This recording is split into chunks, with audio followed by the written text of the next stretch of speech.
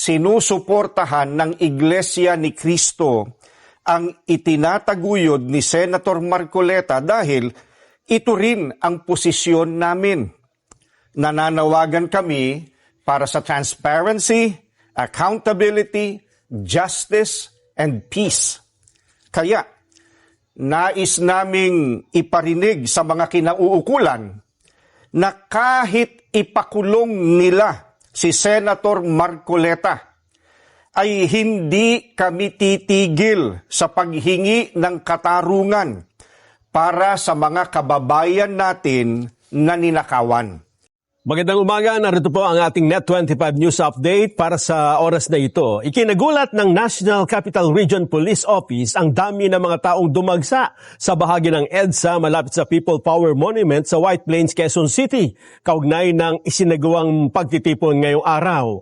Ayon kay NCRPO Director Police Major General Anthony Aberin, nakatanggap ang kapulisan ng intelligence report hinggil sa planong pagtitipon sa nasabing lugar. Kaya maaga silang nagpatupad ng security deployment at iba pang kaukulang hakbang upang matiyak ang kaayusan at kaligtasan ng publiko. Nananatiling nakantabay ang mga otoridad sa lugar upang mapanatili ang kaayusan habang nagpapatuloy ang pagtitipon. As of 7:43 a.m., sa kabila ng malakas na pagbuhos ng ulan, ay patuloy rin ang pagdagsa ng mga tao sa mga magkabilang bahagi ng EDSA habang mahigpit na minomonitor ng mga otoridad ang sitwasyon. Para sa kapayapaan, ito po ang sigaw ng ilan sa mga nakilahok sa isinasagawang pagtitipon ngayong Martes, June 30 sa EDSA White Plains. Kasabay nito, patuloy naman ang pagdagsa ng mga tao na mula sa iba't ibang lugar sa bansa, hindi lamang sa Metro Manila kundi maging sa iba't ibang mga probinsya. Samantala, may bitbit na placards ang ilang nagtipon na nagsasabi ng mga mensaheng, "Don't bend the law. We want the truth." Bakit si Marcoleta ang ikukulong? Kayo ang mandarambong. Kaugnay po ng sinasagawang pagtitipong sa EDSA ngayong araw ay narito po sa studio, spokesperson po ng Iglesia ni Cristo, ang kapatid na Edwil Sabala. Kay Edwil, magandang umaga po. Magandang umaga po, Ka Nelson. Apo. Ito pong pagdagsa ng mga tao sa White Plains, sa Quezon City, at meron ding nakita dyan sa Liwasang Bonifacio, ang iba po inatanong na sila daw po pala ay membro ng Iglesia ni Cristo. Ano po bang dahilan? Bakit nagtungo doon ang ilan nating kababayan at kasama ang mga miyembro ng INC? Magandang katanungan po at dala-dala ko nga po ang statement na nais kong basahin ngayon sa mga nanonood sa atin. Narito po ang statement ng Iglesia ni Cristo. Hindi tutol ang Iglesia ni Cristo sa pagpapatupad ng batas, pero tutol kami sa pagbaluktot sa batas, lalo na kung ang layunin ay para pagtakpan ang katiwalian. Gaya ng alam ng marami, si Senator Dante Marcoleta ay nanguna sa pag-iimbestiga sa isa sa pinakamalaking pandarambong na naganap sa ating kasaysayan. Sinimulan niya ito nang siya pa ang chairman ng Blue Ribbon Committee ng Senado.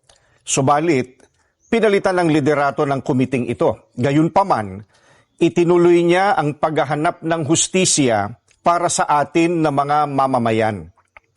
Ang ipinagtataka namin ay kung bakit siya na nagsusulong sa pag-expose ng mga sangkot sa napakalaking pagnanakaw sa Pilipinas ang kakasuhan at ipakukulong sa halip na ang mga na-expose. Ang ikinakaso kay Senator Marcoleta ay plunder, na isang non-bailable crime. Sa makatwid, ipakukulong siya at hindi pwedeng magpiyansa hanggang hindi natatapos ang pagliliti sa kanya. Sa madaling salita, ay hindi na niya maitutuloy ang paglalantad o pag-expose sa mga sangkot sa pandarambong na naganap. Pero, paanong naging plunder ang pagtanggap ng campaign donation o campaign contribution? Hindi naman galing sa kabangyaman ng Pilipinas ang tinanggap niyang donation mula sa mga sumuporta sa kanyang pagkandidato bilang senador. At mismong ang COMELEC ay naglabas na ng desisyon na walang krimen na naganap sa pagtanggap niya ng campaign donation. Sinusuportahan ng Iglesia ni Cristo ang itinataguyod ni Senator Marcoleta dahil ito rin ang posisyon namin. Nananawagan kami para sa transparency, accountability, justice, and peace. Kaya, nais naming iparinig sa mga kinauukulan na kahit ipakulong nila si Senator Marcoleta, ay hindi kami titigil sa paghingi ng katarungan para sa mga kababayan natin na ninakawan. Gusto naming ipaalam sa kanila na isang injustice ang selective justice at hindi kami mananahimik sa harap nitong napakalaking pagyurak sa katarungan na hinihingi ng ating mga kababayan. Yan po ang statement ng Iglesia ni Cristo. Maraming salamat po, Ka Edwin. Maraming salamat po. Abangan pa po ang latest sa mga pangyayari ngayon sa ating bansa.